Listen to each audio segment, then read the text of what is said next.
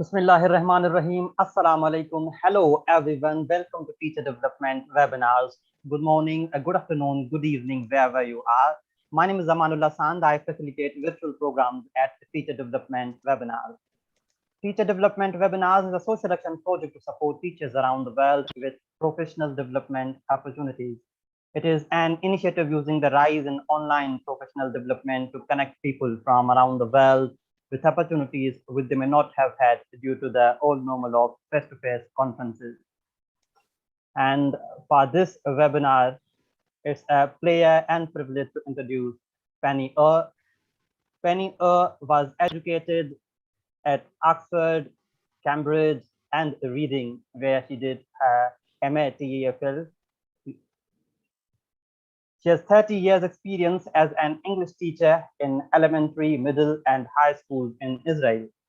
Now retired, she has taught BA and MA courses at Oranim Academic College of Education and Haifa University.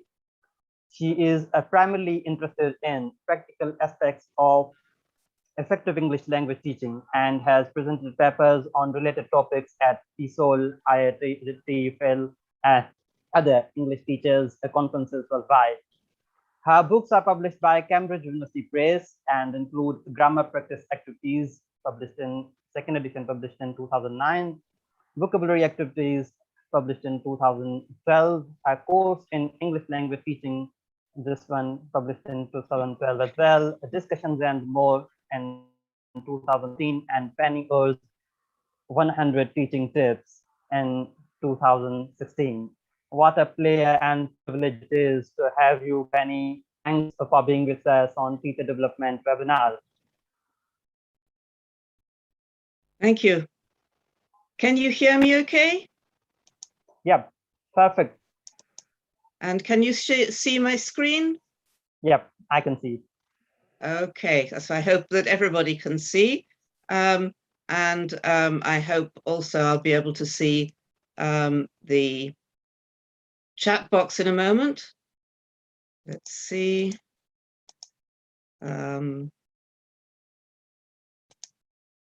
Yes.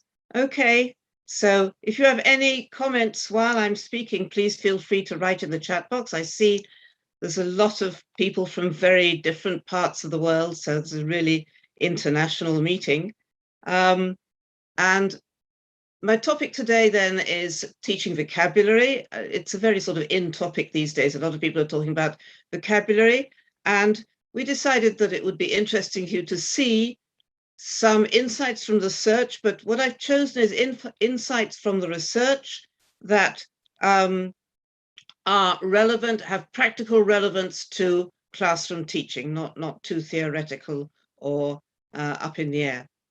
Okay, I'm just going to pause for a moment and ask you to write in the chat box if you can hear me clearly, if I'm understandable, if my accent is okay. Okay, fine. I'm getting lots of yeses, so I assume it's okay. So I'll carry on. Great. Thank you very much for that feedback. Okay, so some insights from the research then. Please write in the chat box if at any point there's any breakdown or something is not clear, okay?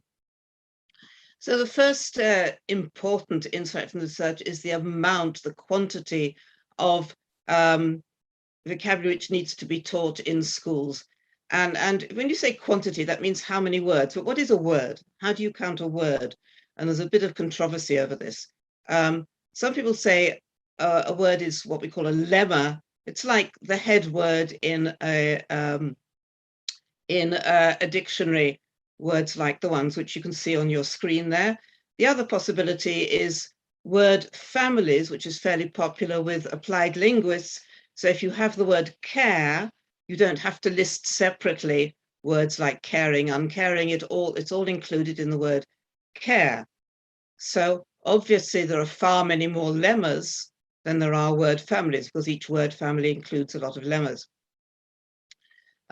The research implies that to understand academic texts, you need about 8,000 word families, which is an enormous amount of lemmas, 10,000 or more, to understand. Sorry, I've got a repetition there, but it's about B2 to C1 going by the European definitions. minimal university entrance, which is B2, you need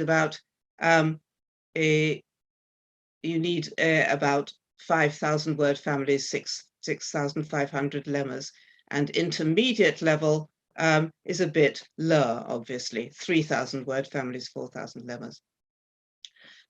You'll see there's some references at the bottom there. A lot of my screens have the in-text references, but at the end of the presentation, I have several slides with the complete full references, bibliographical references.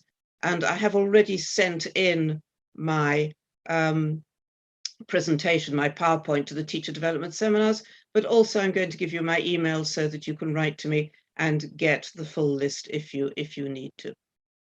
So to come back to the problem of the enormous number of lemmas stroke word families the students need to learn, how much do they need to learn this amount in school? Well, in order to get up to university level, if they have 12 years of English in school, as they do, for example, in Pakistan, but in Europe, very often they have less than that, they would need to learn about 20 new words a week. And if they have only 8 years of English, as in the country where I teach in Israel, if they're only 8 years of English, then they would need a lot more per week. It's a lot of new words to teach. And it's not just teaching new words. It's also teaching multi-word items, like of course, for example, or phrasal verbs like go on, or look after, or what's called binomials, now and then, to and fro, back and forth, expressions like that, or prepositional phrases like at once. All of these are vocabulary items in that they're retained in the memory as a single chunk. You retrieve them from memory as a single chunk, as it were, and they have one meaning, and very often they translate into the mother tongue into a single word. And here's the references. And it does not, this number of words, which I said we need to teach a week, or number of items need to teach a week, does not include the need to review. So it's not just teaching new words, you also need to review them. I'll come back to that later. Research indicates that we need to review a new item between 6 and 16 times. Depends, of course, how difficult the word is and how advanced the student is and what the quality is of the review. But this is more or less a statistic. It's no use just teaching a new word and expecting students to remember it on their own, because they probably won't. You need to review. Do teachers have time to do all this? Well, probably not. In my view, the number of English lessons that in most countries students receive per week, probably this is a tall order to teach 20, 30 words a week, plus review, plus the multi-word items. It's a very tall order. However, especially these days, of course, with a lot of teaching being done online, which tends to be less effective with regard to the amount of learning resulting. So what's the bottom line here? If we look at this huge quantity and we say, yes, we probably don't have time to teach all this. So what do we learn from the research? How does the research help us? Some people have suggested solutions which, in my opinion, are inadequate and Mickey Mouse, and they don't really work. Things like, we don't have to teach so much vocabulary because students can use the dictionary, or they can guess the words from context, or they can pick up new words incidentally from reading, listening. None of these really work very well. They help, but they're not terribly effective. The dictionary, for example, it's very slow. If you're using a paper dictionary, leafing through to find the word takes time. If you're using an online dictionary or a digital dictionary, it's still slow because you have to key in the word. You can't just expect the dictionary to know it on its own. You have to write it in, which also slows you down. It's unreliable because, as many of you will have found, particularly with more elementary learners, if they look up a word and there's several different definitions, they may choose the wrong one. It's less effective, certainly for beginners, And there's a problem of multi-word items. How do you look up a multi-word item? How do you identify that it is in fact a multi-word item and not a single word? What do you look up? So all of these problems are ones which I've come across, and I expect you've come across as well. And there's a little bit of research, interesting research by Ben Shoshan in 81 that shows that it doesn't really help students in a test situation. She had two groups of testees, one of whom was doing a reading comprehension with dictionaries and one was doing without. And there was no significant difference between the results of the two groups. So it doesn't really seem to be very helpful. Guessing from context, the research is even clearer. Research indicates that this is unreliable, and there's a lot of research on this. You can hear some of the references on your screen now. Well, let's try it. Let's take a break. Give me a break. And you see, can you write down on a piece of paper, not in the chat box, on a piece of paper, or just in your head if you like, can you guess one or more or all of the 5 missing items in the text you can see on the screen? You don't need to write it in on the chat box, as I say, just guess on your own or write on a piece of paper or on your cell phone or wherever you like. And meanwhile, I'll give myself a little break and wait for you to do that.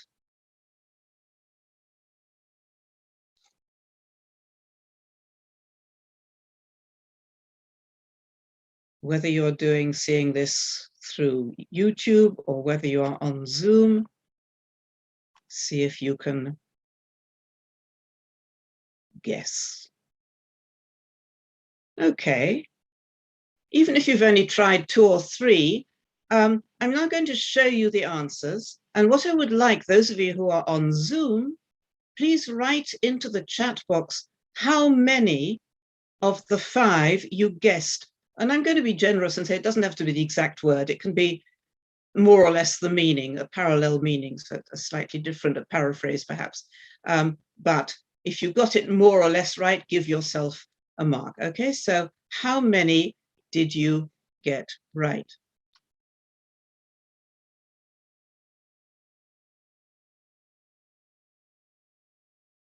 Three, that's very good, 3, actually. This is quite a difficult one. And 0 is what I would have got, I think. Well, maybe I'd have got 1, but 0 is perfectly possible. Yes, another 0, 1, yes. 1, 0, 0. Now, the people who are writing in their answers in the chat box, and you can see the numbers there, it's not that you don't know English, right? You know English very well. So the reason that you couldn't guess is not because you're a student and you don't know English and you don't know the surrounding words. It's because the words themselves are impossible to guess from the context. For example, look at the last one, bottles. I mean, how on earth could you know that most of the recycled polyester being used now by leading fashion brands comes from bottles? How could you know that? Unless you happen to be an expert in this particular field. It's almost impossible. And the conclusion which is drawn by the researchers, and indeed I agree with it, most words are not in fact guessable from context. If we ask our students to guess a word from context, the odds are that they won't be able to because the word is not guessable. It's not their fault. Even a proficient speaker of the language will be able to guess the right meaning in less than 50% of cases on average. And this is, if you look at the research references which I gave you, this is the answer which is given by the research. This is what it shows, that it's very, very unreliable. They're unlikely to guess right. And the conclusion is that we probably, in most cases, should not ask our students to guess this word from context, but just tell them what it means. Tell them, and then let them read the text again, understanding the new word and understanding how it works in context. Guessing from context is useful when you have no alternative, when you're reading on your own and you have no dictionary or teacher to help you. But if you have a teacher to help you, it makes sense to have the teacher tell you and not to try to guess from context. Okay, the third excuse for not teaching vocabulary is they can pick it up. Well, they can pick it up. In fact, that's how we learn our vocabulary in our native language, but it's very, very slow. From extensive reading, which is the main source of new vocabulary for most students, it's very, very slow. About what the estimate is about 1 word per 1,000 read. And our students don't read the sheer amount of text they need to pick up new words. In your mother tongue, you read an enormous amount and you hear an enormous amount. You're exposed to the language, for several hours every day. But for our students learning maybe 4 or 5 times a week, 6 times a week, maybe, even so, for 1 hour each time, they're not going to have the sheer amount of exposure that they need in order to pick up, if this is the statistic of how much text need to enter to encounter in order to learn a new word. So picking up is not the answer either. Incidental picking up will provide our students with only a small proportion of vocabulary they need. It is an important supplement, but it is not a substitute for classroom teaching. And so the bottom line of everything I've been saying up to now, the various bits of research I've been showing you,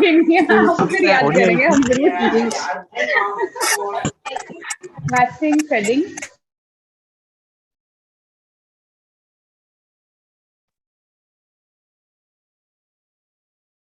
teaching it, but having raised their awareness, we need to, and I've put this in bold, we need to do as much vocabulary teaching and review as we can.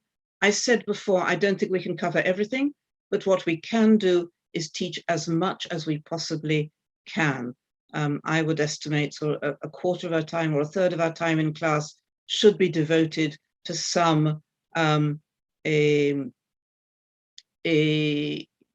teaching and learning of vocabulary. Make sure students keep a record of the new vocabulary they learn through notebooks or in their ordinary notebooks or on their phones or on their laptops or whatever. Encourage students to supplement their learning outside. Say, okay, I can't teach you all the vocabulary you need. I'll teach you as much as you can.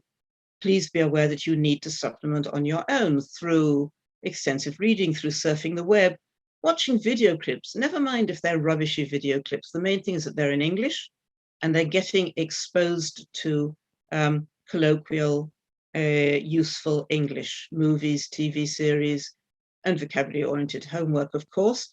And vocabulary-oriented homework is not just doing exercises and review or preparing for texts, but also things like watching videos, looking at the linguistic landscape. The linguistic landscape is the use of English in the street, on posters or on packaging or on signage in the street. They can learn a lot just through looking at things that are written in English in particularly the urban landscape. I've already said advertisements and packaging, doing translation assignments, I'll come on to L1 later, and preparing projects. Right, Tuanam, you said, does 1,000 read mean 1,000 words? Yes, 1,000 actual words, yes, in this case. Okay, the next thing I want to talk about is selection, the selection of new words. The main selection, which words are we going to teach? Which vocabulary are we going to teach? If we have a new text which has an enormous number of new words, which ones are we going to choose to learn? And the main selection is by frequency, because we don't want to waste time teaching, particularly to elementary and intermediate classes. We don't want to spend time teaching words that students won't actually need very much. So I'm not going to teach a very advanced difficult or even very unusual word to students in elementary classes. I need to prioritize the most useful ones, which usually means the most frequent. So a useful tool to use this is online vocabulary profilers, which are programs online where you feed in your text and it will tell you which words are the most useful, the most common, and which words are really uncommon, just at the click of a mouse. So my question is, why do I use the profilers? Because I want to know which of the words in my text, which is really important to teach at this point, to teach intensively, to review, make sure the students know it, and which are the ones, yes, I need to teach it so that I understand this text, but I don't necessarily want the student to remember them forever because they're not particularly important words, or they're very rare words. And there's two criteria. One is my own professional judgment, which is usually fairly reliable, not always, but usually, and online vocabulary profilers, which tell me which, according to a corpus, an enormous amount of text recorded in a database, which are the words which are in fact very frequent. And here are some useful tools. I'm going to look at one of them. One is LexTutor, and one is Text Inspector based on the Cambridge corpus, and Word and Phrase based on the Brigham Young University corpora, the COCA, the American corpus, or the British corpus, the BNC.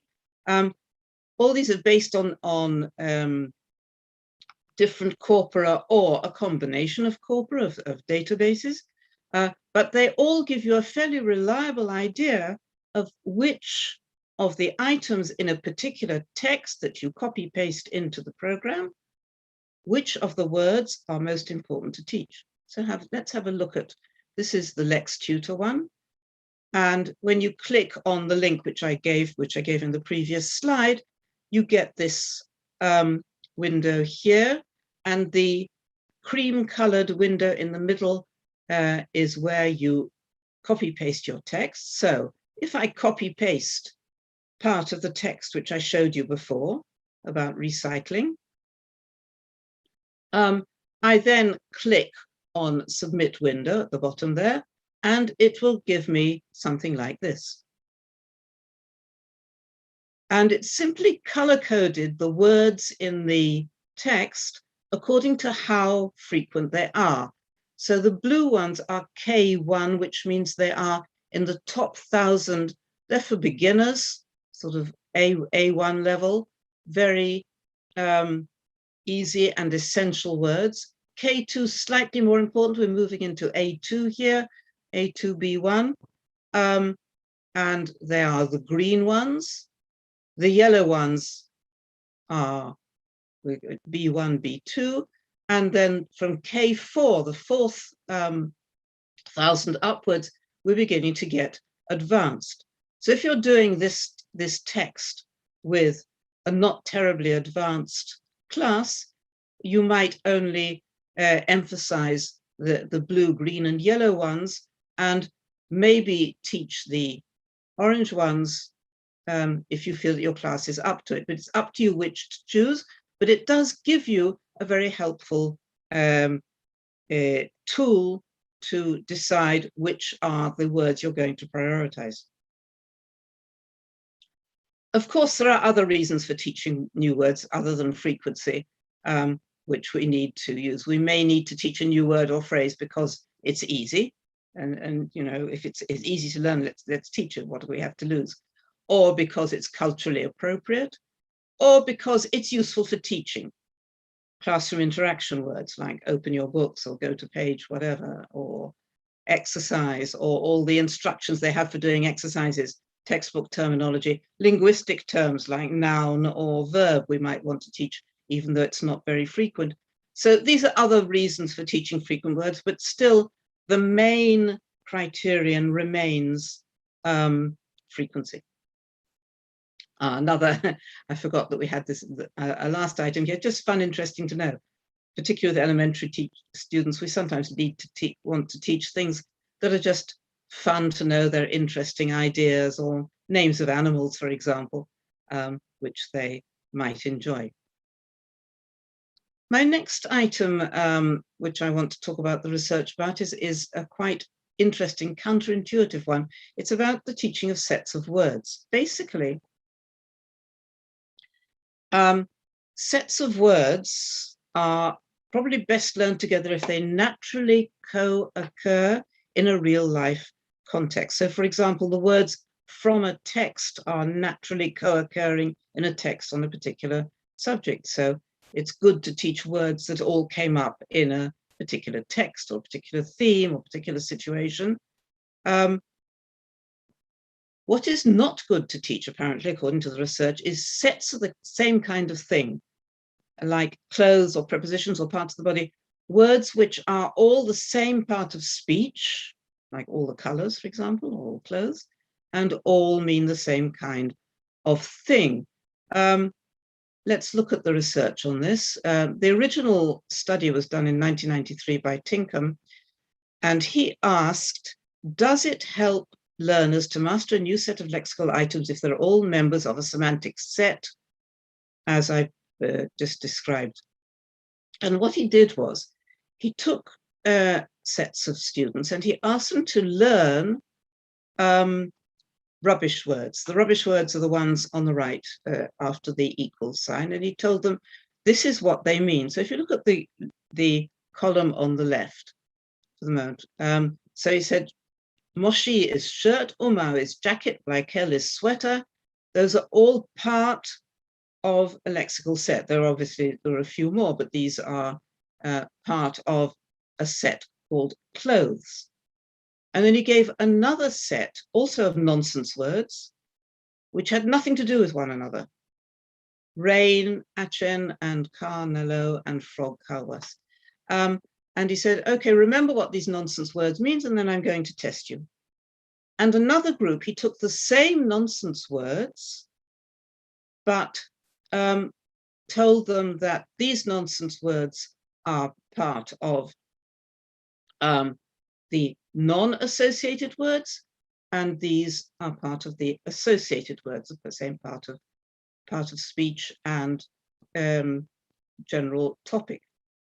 So he made sure that students weren't learning the words well because they were simply learning well, but only because of the meanings they were assigned. And then he tested them, and he found consistently that the learners learned the unrelated items better, which is surprising because we'd expect them to learn the related ones, but they consistently learned the unrelated items better. And the research was later replicated by all sorts of other people in different contexts with similar results. So Waring did it with Japanese learners, and Ertin had taken with Turkish, and Papathanassio with Greek learners, and they all came up with the same result. However, learns linked to each other syntagmatic, in other words, words which go together in a sentence rather than lists of the same kind of thing, are learned well. So, for example, blue is learned with sky better than blue is learned with red and yellow and green and so on. So what's the reason? Well, the researchers came up with the idea of interference theory, that if you learn two or more words which tend to be, Helen, yes, it applies also to young learners. In fact, it's mainly young learners because that is where the textbooks are giving these kinds of lists. Interference theory means that the same is that if you learn words that are the same sort of thing, they interfere with each other's learning, okay? So the same is true for some other kinds of similar words. For example, words that sound similar. So it's not a good idea to teach accept and accept together, for example. Or words that are spelled similarly. Or synonyms, or even opposites. I mean, words which might get confused in the minds of the learners. So it's better to teach words either that are completely unassociated with one another, or that are linked because they tend to co-occur in a particular situation or theme or text, but are not lists, as it were, vertical lists of the same sort of thing. So if you have a unit on family, for example, what this means is, if we're talking about the young learners, elementary learners, very often they give you word lists like this, which is not a good idea. Okay, all the relationships, mother, father, son, daughter, sister, brother, aunt, uncle, cousin, and so on. But it's better if you're talking about family or home to teach words or phrases which are all to do with the theme, but which would go with each other rather than a vertical list of all the nouns. So, for example, things like this, okay? And you've got verbs there, and you've got phrases, and you've got adverbs and adjectives and all the different parts of speech, but they're all things which go together with the idea of a family and are more likely to be learned together. Just a PS on this topic. This is true only for the first encounter with the word, okay?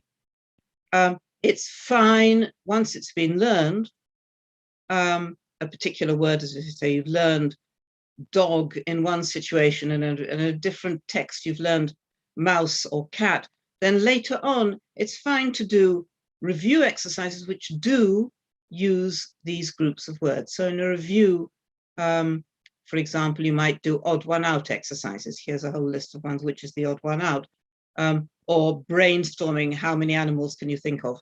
But this is after they've learned in different contexts the various words, and not at the first encounters. I hope this is true. This is clear for you. So the question is obviously, why are sets of words like this so common in course books and vocabulary materials? Course books, particularly for elementary learners, you get a lot of to this day, and this research has been known for some time now, but still modern elementary textbooks are still doing presenting learners with lists of colors or lists of parts of the body and so on. And the answer, I think, is just convenience. It's just very, very convenient for the people who are designing. It's very convenient to teach. But the fact that something is convenient to teach does not necessarily mean that it is effective to learn. And we need to be aware of the difference here. So it's probably worth making the effort to, if you're a materials designer, to create units of learning for younger learners that are around a theme and teach all sorts of words and phrases concerned with the theme, rather than lists of colors, lists of parts of the body, lists of numbers, and so on. I want to move on now to the research on introducing the new items. Emil says, may I ask what your thoughts are for formulaic language, fixed expressions for beginners, please? I think it's very important, Emil. I think it's, I think fixed expressions and phrases are as important for young learners and beginners as they are for advanced learners, and they are part of vocabulary. There's some evidence that about 10% of our active vocabulary is in fact lexical phrases of this kind, or formulaic language, as you say. So to talk about introducing a new item, okay, lots of ways we introduce a new item, okay? I'll just throw out some ideas. So particularly with elementary learners, pictures, or realia, actual objects, mime, if it's a verb particularly, synonyms or explanations in English, examples of what this kind of thing might be. For example, examples of animals or examples of furniture, if you're teaching the word animal or furniture or any kind of superordinate. Context, giving examples of the use of the item in context. Translation into mother tongue. So all of these are possibilities. I just want to talk about a little bit about them and then relate to what the research has to say about them. Picture has excellent impact. It's memorable, but the problem is that very few pictures are completely unambiguous. The students may misunderstand what it means. So, for example, if you want to teach teach the word happy, and you present the students with a picture like this, okay, it could be happy, but it could be smile, it could be smiley, it could be face, it could be all sorts of things. And it makes sense, and this is what I do if I'm presenting a picture, to also give the mother tongue translation into translation to mother tongue of what it means. So then they get both the impact of the picture, and you're making sure that they've interpreted the picture in the right way. Realia and mime, same sort of thing. More impact than a picture even. If you're teaching something like apple, okay, there's no point if you've got an apple available in your fridge, then bring them an apple. Don't bring a picture of an apple. Realia are much more effective as an illustration of a new item rather than a picture. Realia or mime have more impact than a picture because they're much more real, as it were, but you still got the problem of ambiguity. And the same thing applies. Use realia, use mime, but perhaps help with a mother tongue translation or a different kind of explanation as well. And note, of course, that not all items can be presented by realia or mime. Particularly abstracts, it's very difficult to use either of those means.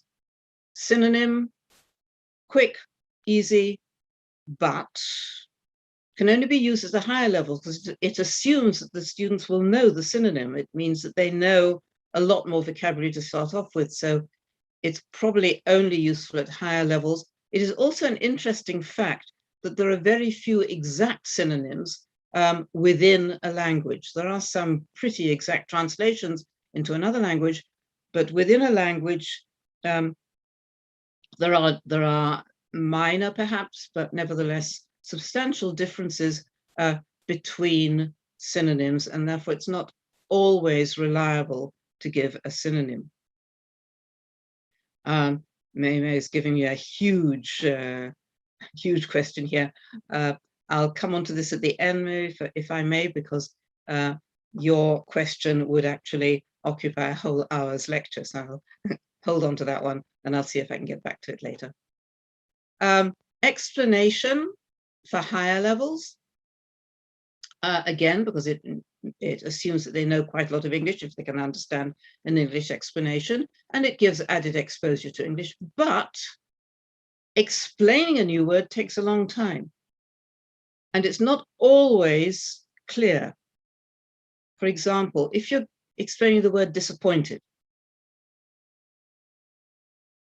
you could give this long explanation, which I've put on the board. They might not know what it means. They might not get the meaning of the word. And what happens in my experience, if you give this kind of explanation, what happens is someone in the class calls out the mother tongue answer, and then everybody breathes a sigh of relief and understands what it means. And we're back again to the point about translation, which I'll come back to in a moment. But explanation has the disadvantage that it can be lengthy and students may not get it. Quite difficult. Giving examples can explain some general terms. For example, if explaining the word sweet, you might give examples here, or explaining the word sports. But again, not everything is easily explained by examples. Use in context adds knowledge about how the word works in the context, or the word or the phrase. If you actually give examples of how I use this in a sentence.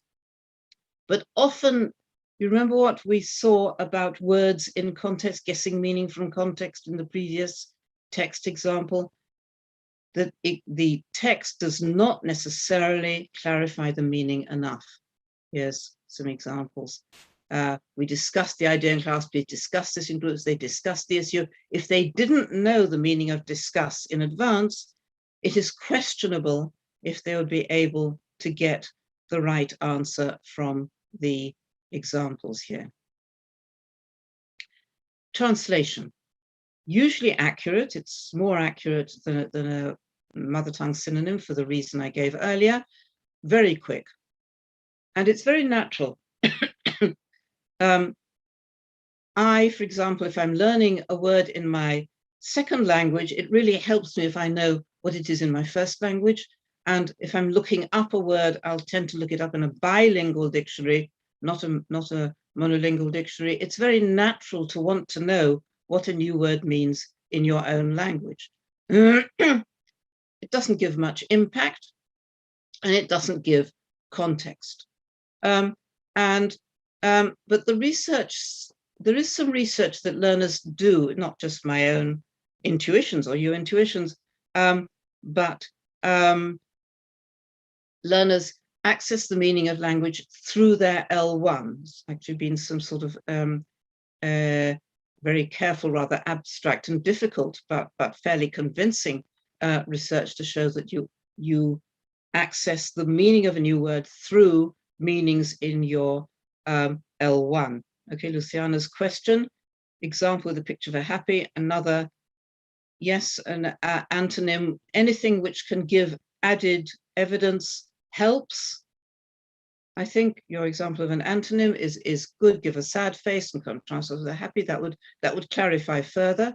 I still think that giving a quick translation is probably even better, provided, of course, that your class is monolingual and you speak their language, which is true for most of us, most teachers in the world, not all.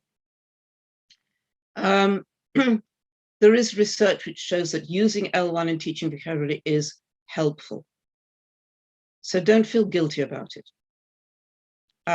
There's this study, there are other studies as well, that using L1 in teaching vocabulary and in practicing vocabulary indeed is very helpful. So it's probably, my bottom line is to use pictures, explanation, context, and so on and so on and so on, with a quick translation as a backup, not instead of, but as well as, either before or after, and then move on to using the item in context when they know what it means. Just as a by the way, the use of pictures for you teaching meanings of abstract words. Pictures are not just for children. Just a little piece of research I came across quite by chance, which made a big impression on me, and I'd like to share. Graphic representation helps retain meanings of abstract vocabulary. And this bit of research was done on the students learning Spanish, and they showed words, some concrete, some abstract, and they were taught with or without pictures. So here's the concrete words, okay, with translation again. And here are the abstract words. And what they found was they let students learn the words without the picture, the abstract words I'm talking about now, without words, but with the translation, so they knew what they meant, and with words, with the picture, sorry, and the translation. And what they found was that the classes who were given pictures together with the translation, even of abstracts, remembered them better. So think about it. Don't just use pictures for elementary or younger classes, but also for older classes learning abstracts. I said I'd talk a bit about review and consolidation. I'm getting near the end of my time, I realize, but I hope I won't take up too much time, more time now. I already mentioned this. Useful routines, reminding students at the end of the lesson of the vocabulary they learned earlier. Start the next lesson by recalling. Yes, no pages are pages of all the words and phrases that we've learned recently, and the students write by each of them which they remember and which they don't remember, and you help them to remind them. what the ones there were that they didn't remember, or they help each other, they share and remind each other. Those are the yes, no pages. Thanks, Amanullah. I am taking my time then. Okay.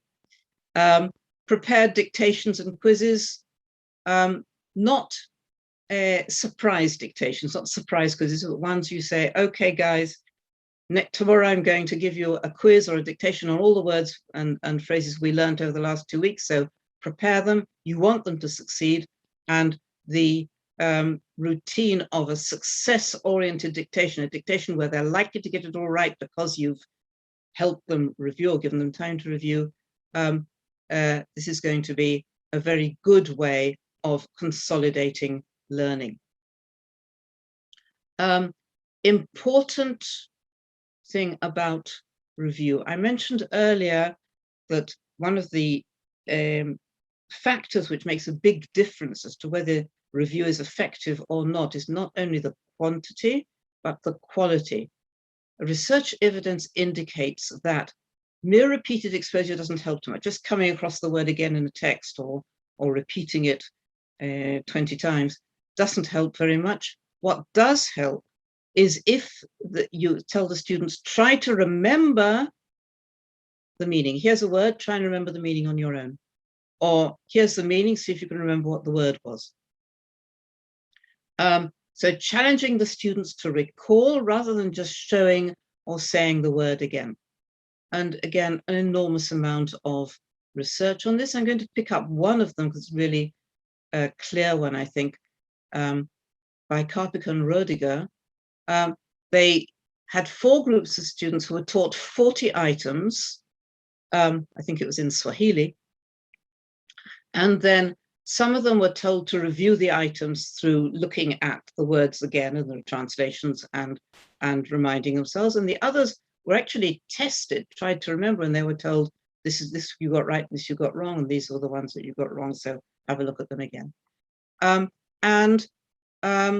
not going to go into all this detail, but the bottom line was that the studies, if you look at the ST, SNT, STN, SNTN, the N means not. Okay, so ST was study and testing. The second one was not much study, but a lot of testing. Third one was a lot of study, not much testing, and neither testing nor study.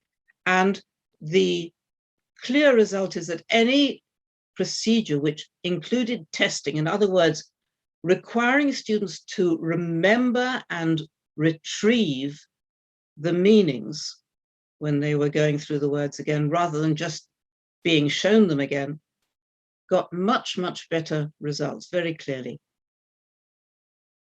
The effort to retrieve in test-like conditions leads to better attention than just exposure or encounter. Laufer and Rosowski got similar results, and Barcroft got similar results. So it's useful to remember. Don't just tell your students to look at the words again. Get them to do something with them. Final comments. Applying research-based insights to teaching can be problematic in that there's sometimes a conflict. You know, I've always done it this way. Here's the research telling me to do something else, which is right. I've always thought my teacher trainer told me that. Someone authoritative tells you to do it one way, and here's Penny coming along saying, yes, but the research says something different. The textbook tells me. Research says something different. Where does this leave me? What is my conclusion as a teacher? And my answer is, it's your decision. Sometimes there are good pedagogical reasons for doing things differently, but it's always good to be aware of empirical evidence, but how far and how you implement the research is up to you.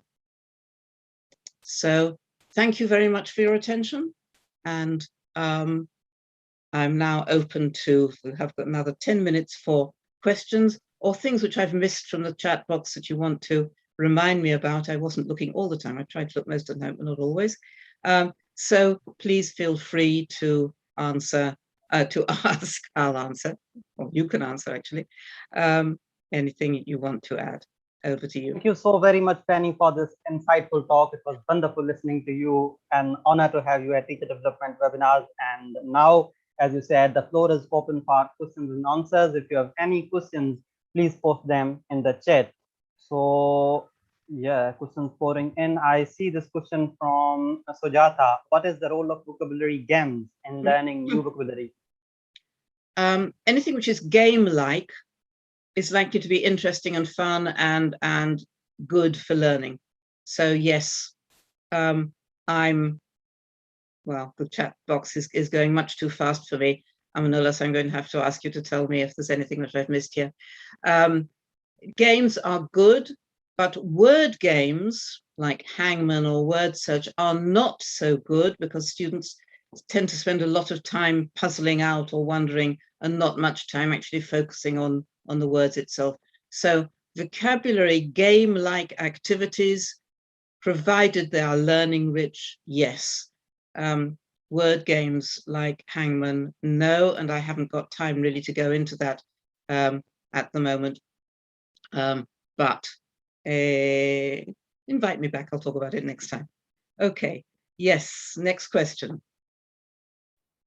Wonderful, we love that. And yeah, the next question from Brahim Bosad on YouTube Live. We asked that how language teaching approaches impact teaching vocabulary. The new tendencies away from such as using dictionaries rather than focusing on context. So your thoughts on that? Sorry, I missed that. Can you say that again? Yeah, he asked that how language teaching approaches impact teaching vocabulary. The new tendencies away from approaches like using dictionary, but rather than guessing the meaning from the context. So your take on it? Yes, I think the dictionary is always a useful tool, but it's not, I don't think it should be central to teaching vocabulary. The main best way of learning vocabulary, as you say, encountering the vocabulary in context, using it in context, inventing new context for it with the help of the teacher so that the vocabulary is meaningful, and the dictionary is an ancillary, an extra tool. Yes, idea of using Kahoot is a nice one. Though what I've found is it takes an awful lot of time, and I'm not sure the time is, I have that amount of time to spend on things like this. It's a luxury, but if you can do it, then you can do it. Great. So question from Parveen, she's asking, what's your opinion about students creating their own words, which are not a part of dictionary, and then find relations with existing words? Creating their own words, I don't think is much point because they're just, it would be out of the blue, but creating their own words using prefix and suffixes, which you've taught them, could be a very good way of reviewing the meanings of prefixes and suffixes and then checking that whether or not they in fact exist in English, and checking the dictionary. Yes, I hope that answers your question. Yeah, Eva Sethi asked that what's your take on translation into L1 in a very multilingual group of learners?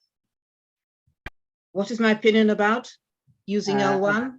Yes, translation into L1. In general, I think I think I made it clear in my talk just now that in general, I think it is a natural and very useful tool for teaching vocabulary, using L1, contrasting with L1, even doing little translation exercises of bits of text can be very helpful in students in understanding what the real meaning of an English word if they contrast it with a similar concept as it's expressed in their mother tongue. So yes, I'm obviously not in favor of spending the entire lesson talking L1, but if you share a language with your classes, with your students, which most teachers in the world do, then I think not to use their L1 is silly, and it's really useful to employ the L1 in order to clarify and even practice new vocabulary. Great. And William Henderson from Karachi, Pakistan, he asked that how can I get students more involved with self-autonomy to learn vocabulary? How can I get them more involved? It's a very, very good and very important question. They need to be involved. What I said earlier about sharing with the students, getting the students on your side. Look, guys, learning vocabulary is really, really important. What can you do to help yourselves learn vocabulary and get them to suggest their reasons or their ideas for making the vocabulary meaningful to them, personalizing it, applying it to themselves. All these are ways of getting the vocabulary to be more meaningful to the individual student. Yes, okay. I've lost sound. Great. Yes. So another question from Rebecca from India. Why is teaching vocabulary significant to pre-service teachers? Sorry, there's something wrong with my sound. I don't hear you very clearly. Can you say that again slowly? Yes. Rebecca asked that why is it significant for pre-service teachers to teach teaching vocabulary? What is a significant part of teaching vocabulary? Why is teaching vocabulary significant to pre-service teachers? Why is it significant for pre-service teachers? Yes.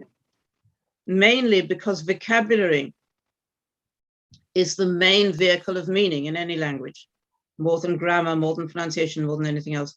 And you can get across meanings, messages, you can communicate using vocabulary, even if you don't know the grammar, even if your pronunciation is not very good.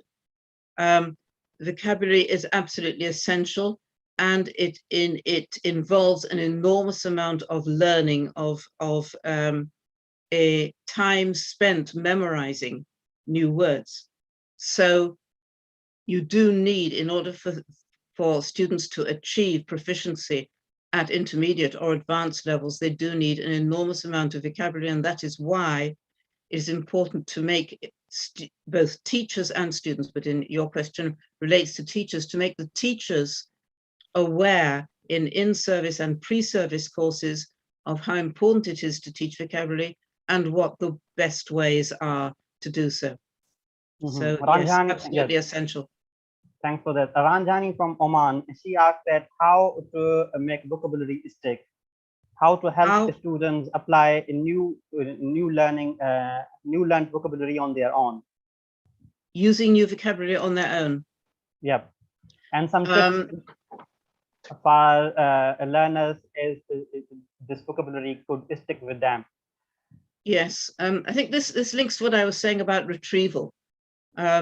Here's a whole lot of new words which we've learned. I hope you remember what they mean. Let's ask you to do something with them yourselves. So there's all sorts of exercises you can do which get students to use the words themselves. Supposing you put up on the board 10, 15, 20 new vocabulary items they've learned and say, okay, take one of those words and make a sentence that relates to you, that is true for you. Take one of those words and make a sentence which actually says something which is untrue in the real world. Take 4 or 5 of the words and make them into a story. In other words, imaginative ways of using new vocabulary to create new context for yourselves. You don't have to use the context, the word you encountered the word in, but invent your own new context. And such exercises, creating new context, particularly if they are personalized, if I'm saying something which applies the word or the phrase to me and my reality, that will enhance memory and retention of the item. Yep, and this was a question from Libin Dwan too about retention and all. So yeah, I think he also got his answer. Rana Abdul Sattar, what about teaching idioms, phrasal verbs, collocation, synonyms, how can we help our students learn them to be part of their active vocabulary? The short answer is that phrases, or what I called multi-word vocabulary items, are important the same way words are and single words are, and therefore to be taught in the same way as single words.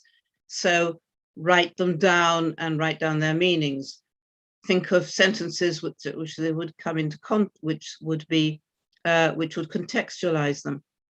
I would not teach lists of phrasal verbs. Okay, I'd teach phrasal verbs as they come up, but not a list of all the phrasal verbs with get, for example, because that would be create the same problems as I suggested with lexical sets. You're teaching the same kind of words in a sort of vertical list. It's not very effective. But as the phrasal verbs come up, if an idiom comes up in a text, if another prepositional phrase comes up in a text, then teach them the same way you teach single words, asking students to contextualize them, and testing and doing dictations and all the things that we do with single words. I just want to add an extra caveat here, just a warning about idioms. The idioms, English idioms like pull one's leg, or raining cats and dogs, or that sort of figurative idiom. These kinds of idioms are amazingly rare. I checked them out in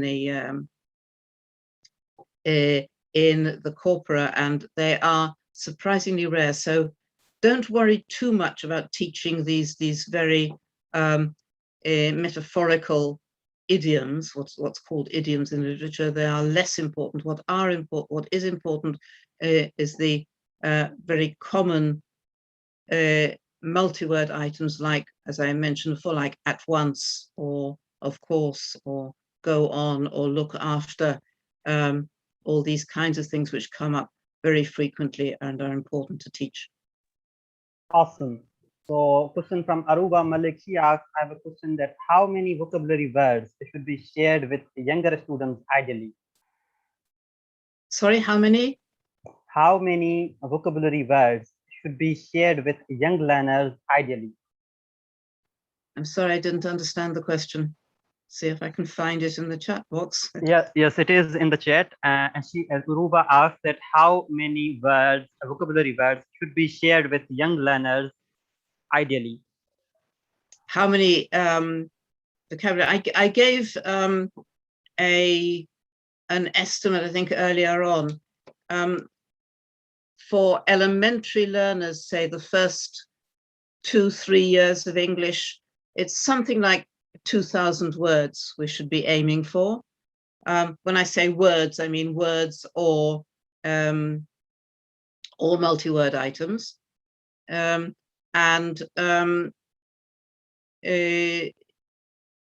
these, we need to prioritize, as I said before, we need to prioritize the most common ones. So that's the sort of quantities of words we're talking about. And it varies a lot, because in some countries they begin teaching students right from the beginning of school, from the first year of school, and other countries they begin 2, 3, 4 years later. So it's difficult to say, but this is the sort of A1, A2 level of English, let's say elementary young learners English. I would say we should be aiming for something like 2,000, between 1,000 and 2,000 words. Great. Question from Alin Tran from UK, and she asked that what are the current research interests in vocabulary? What are they, sorry? What are the current research interests in vocabulary? I didn't understand. Current research interests. Interests? Yes, in vocabulary. What does she want to know about interest? How to raise interest? She wants to know current interest in in research interest in vocabulary. I still haven't understood. I'm sorry. So others. Can you write it into the chat box at the end? Okay, and then what are ways to eliminate the mother tongue influence? Asks Caroline Shaji from India. How to, what can we do to mitigate mother tongue interference? Yep. Yeah. I think the answer to this is two. First of all, although I've said I'm in favor of translation, to make sure that in fact most of the lesson is in fact in English, not in mother tongue. So giving a maximum, optimum exposure to the target language. And the other answer, the other more helpful point, I think, in particular with regard to more advanced students, is to make the interference explicit. In other words, look, you're making this mistake in English because it's a mother tongue, it's a source, the source is your mother tongue. Look, this is what your mother tongue does. This is what English does. This is why you're making the mistake. And to raise students' awareness of interference. I think I once wrote, when I was a very young teacher, the first article I ever wrote actually was about translation. And I wrote there, and I think it's still true today, that the only weapon we have to fight translation, in other words, mother tongue interference, is translation itself. In other words, make students aware that it is a mistranslation and why they're making a mistake. And this will help them avoid in the future. It's a question of learner awareness. Great. So Hajit Referency from Israel asks that how do we combine grammar with vocabulary teaching? How do we combine grammar with vocabulary teaching? All the time. I mean, as soon as I say use vocabulary in context, what I'm talking about is using vocabulary in a sentence. As soon as you have a sentence, you have grammar. You can't have a sentence without grammar. So any word, as soon as we're contextualizing it, we are combining it with grammar. I think that when we come across a new text, for example, what we naturally do and rightly do is we pick out new language and say, look, this is, remember the grammar we taught this year, last week, this is an example of the grammar. So remind yourselves, and this is an example of the vocabulary. We are constantly teaching them both together. So I think that's a good question, and I hope my answers made it clear. I remember, just to add an anecdote towards the end of this session, when I first started teaching, which was the late 1960s, so you can work out how old I am, my inspector told me, don't bother teaching them vocabulary, just teach them the grammar, and they will pick up the vocabulary as they go along. Well, we know now that's not true. So it's no use just teaching the grammar and hoping they'll pick up the vocabulary, but also I think it's not true just to teach them vocabulary and hope they'll pick up the grammar. You need to teach both. This session was about vocabulary, so clearly I'm emphasizing vocabulary, but grammar is also important, and it's important to combine the two and integrate the two in your teaching. Wonderful. Maybe this question from Claudia Picaro. She said, what are your views on use of technology to enhance vocabulary learning? If it works, use it, is my bottom line. I don't think that technology is a value in itself. It's not, we ought to be using technology because technology is good, quote unquote. Technology is good or bad as it works. If it works well, use it. If it doesn't work well, don't use it. There are some things which sorry? Yep. I wrote this question from Lynn in the chat box, if you could check. What are the current research interests in vocabulary? What are the Current research interests in vocabulary?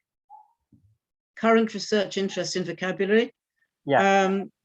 A lot of interest in word lists recently, making lists of vocabulary which for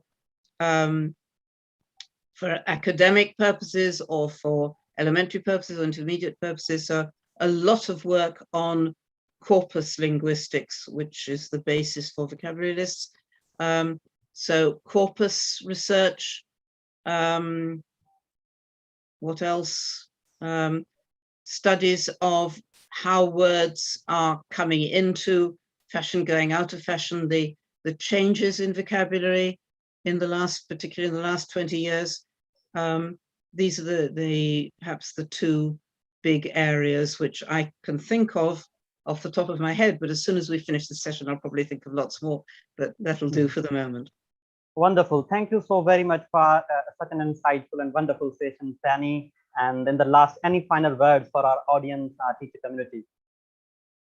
Thank you very much. Great. So for those who are interested in this session, the recording will also be available at Teacher Development Webinars YouTube channel. For our future webinars, please keep following us on social media. We're available on Twitter, LinkedIn, Instagram, Facebook. And of course, this recording will also be available at Teacher Development Webinars YouTube channel. If you are interested, to me, info@nfo.twebinars@gmail.com. Session is also available at our website www.org. I would like to thank you all for wonderful participation and engaging in the chat box. Really appreciate that. Thanks once again, Fanny. It was wonderful to have you here. Thank you, and goodbye to everybody. Thanks very much. Goodbye to everyone. We had people from all around the world. I would say 6 continents.